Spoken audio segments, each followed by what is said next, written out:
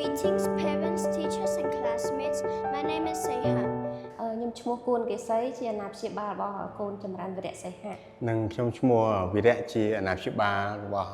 កូនចម្រើនវិរៈសីហៈ ចាអូនដំបូងឡើយគឺយើងឃើញតាមរយៈ social ដែលលោកគ្រូគាត់បានផុសនៅក្នុង Facebook ហ្នឹងក៏មានចំណាប់អារម្មណ៍ថា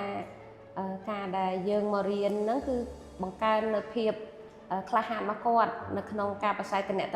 រយៈការនិយាយទៅសាធារណជនច្រើនអ្នកដែលគាត់មានភាពក្លាហានជាងមុនបានជាដាក់គាត់មកក្នុងវគ្គនេះ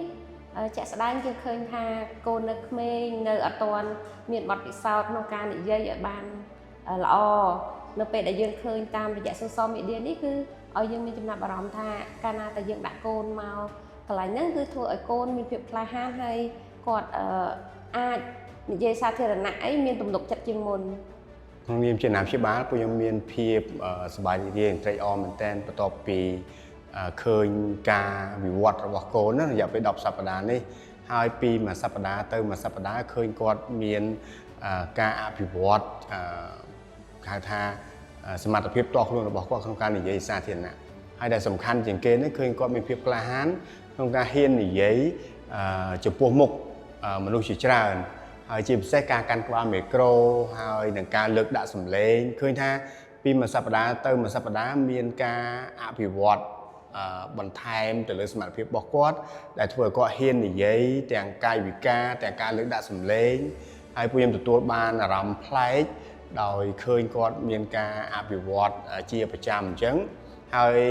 ថ្មីចុងក្រោយនេះគឺគាត់អាចរហូតដល់រៀបចំធ្វើជាបទបង្ហាញជា slide ទៅទៀតហើយទាំងនេះខ្ញុំគិតថាវាជាលទ្ធផលវិជ្ជមានមួយក្នុងរយៈពេលតែ10សប្តាហ៍ហើយក៏អរគុណច្រើនទៅដល់ក្រុមការងារគ្រូបង្វឹកទាំងអស់របស់ Good Talk ដែលបានជួយ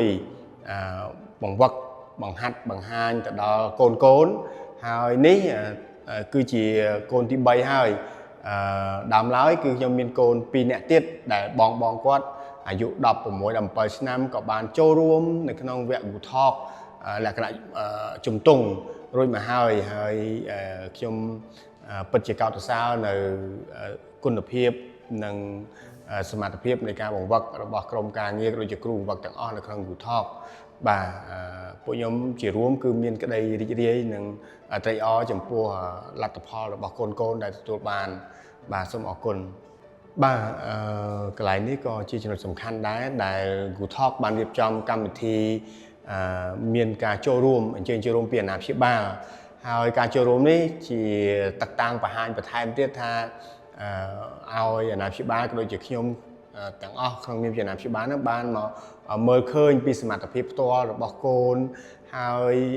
មើលឃើញក៏ដូចជាពីការបង្ហាញនៅសមត្ថភាពក្នុងការនិយាយជាសាធារណៈរបស់កូនក៏ដូចជាក្រុមមិត្តរួមថ្នាក់របស់គាត់ផ្សេងទៀតហើយឃើញថាពិតជាមានសមត្ថភាពគ្រប់គ្នាពួកគាត់សុទ្ធតែនិយាយបានល្អក្លាហានកាន់ក្បាលមីក្រូដែលពេលខ្លះក្នុងនាមខ្ញុំជាឪពុកម្ដាយហ្នឹងក៏ពិបាកក្នុងការប្រឈមមុខនិយាយសាធារណៈដោយពួកគាត់ដែរហ្នឹងហើយអរគុណអូខេសម្រាប់បងជាម៉ាក់សប្បាយចិត្តដែរអូនហើយយើងក៏លើកទឹកចិត្តគាត់ជំរុញគាត់ support គាត់ឲ្យគាត់បន្តទៅលើវគ្គផ្សេង